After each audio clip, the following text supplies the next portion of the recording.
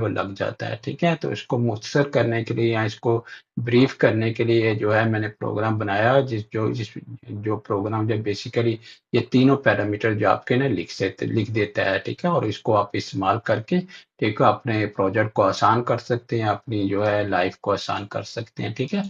तो ये मैं फ़र्ज़ करें इसको मैं डिलीट कर देता हूँ, ठीक है? ये देखें इसको मैंने डिलीट कर दिया, ठीक है? और दोबारा हम प्रोग्राम को लोड करके प्रोग्राम से लिखते हैं, ठीक है? तो यहाँ पे टूल में गए आप, ठीक है?